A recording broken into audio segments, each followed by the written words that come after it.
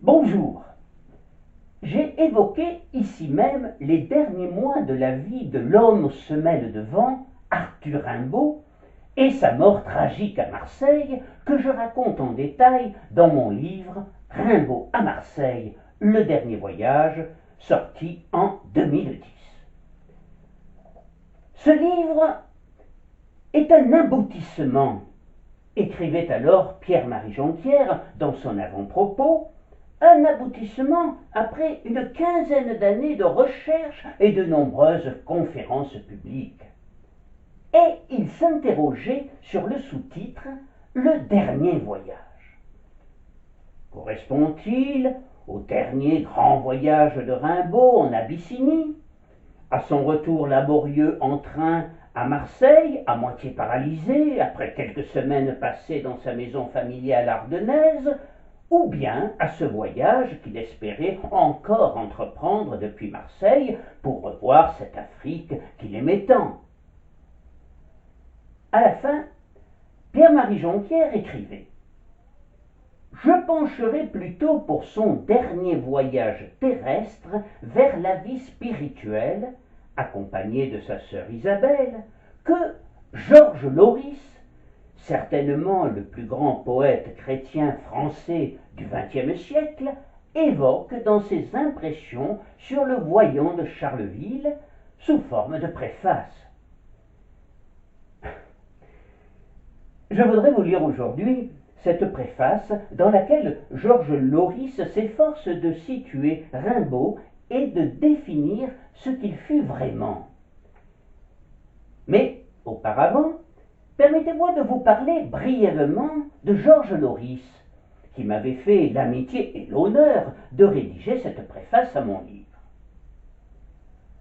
Né dans le Haut-Languedoc en mars 1923, de son vrai nom Georges Durand, il entre en 1941 dans l'ordre des Dominicains. Il s'intéresse tout d'abord à la théologie, puis aux sciences humaines et à la littérature. Il prépare en 1945 une thèse de philosophie et il est ordonné prêtre dans le Var à Saint-Maximin en 1949. C'est en 1951 qu'il est nommé au couvent de Marseille, dont il sera prieur pendant plusieurs années. Il écrit alors beaucoup, notamment des sermons très appréciés, et il se fait remarquer comme prédicateur, puis comme conférencier. Dans les années 1970, le père Durand commence à être connu sous son nom de plume de Georges Loris, qu'il choisit en référence à la petite ville de Loris, dans le Vaucluse, qu'il affectionnait particulièrement, tant pour son patrimoine et sa population, que pour son bon vin. Il noue de solides amitiés avec Paul Claudel, Jean Giono, Jean Cocteau, Bernard Buffet, et publie son premier grand recueil poétique, Iconoclaste, en 1990, couronné l'année suivante par le prix Théophile Gautier de l'Académie française.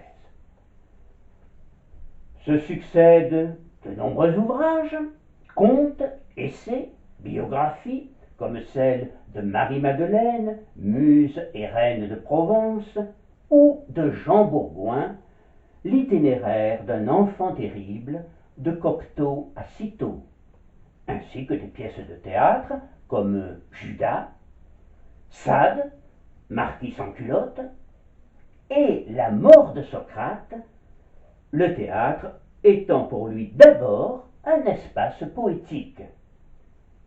En 1999, il avait composé la prière aux artistes lue le mercredi des Cendres au cours de la messe des artistes à la basilique du Sacré-Cœur. Il sera, durant toute sa vie, très proche des artistes, acteurs, chanteurs, peintres, sculpteurs, dont il deviendra à Marseille le porte-étendard. Georges Loris nous a quittés en mars 2014 à l'âge de 91 ans.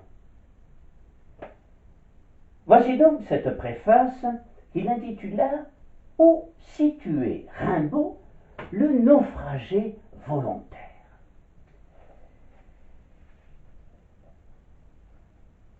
Où situer Rimbaud? Dans le ciel littéraire, assurément.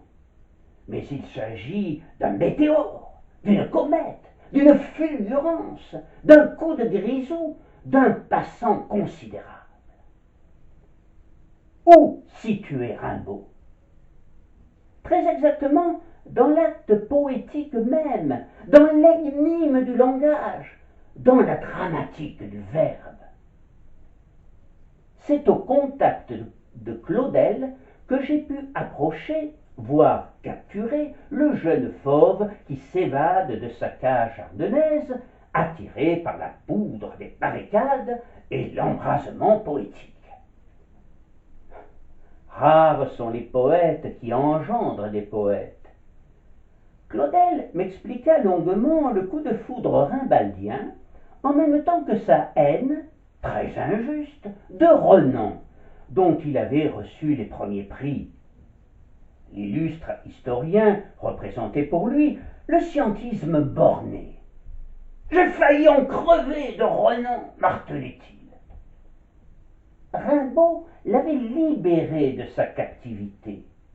C'est donc que le poète des Illuminations avait la taille d'un libérateur, d'un messie, au prix de la passion et de la mort. À René Char de poursuivre, « Tu as bien fait de partir ».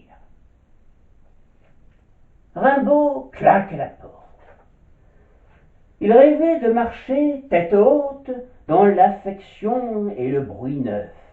Il se savait équipé pour le voyage infernal. Il renonce, se saborde, devient trafiquant d'armes pour finir grabataire sur une civière. Il n'y a, à ma connaissance, aucune explication à cette capitulation. J'en propose une, sans cependant la privilégier. J'utiliserai le langage théologique que l'on pourra tenir pour métaphore. Voici donc mon interprétation de la désaffection du poète et sa retraite à Harare.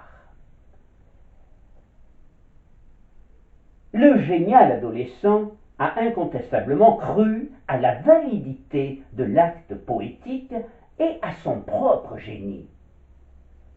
J'ose penser qu'il a très vite douté de la puissance du verbe. Celui-ci lui est apparu illusion, scintillement, feu follet, satanique.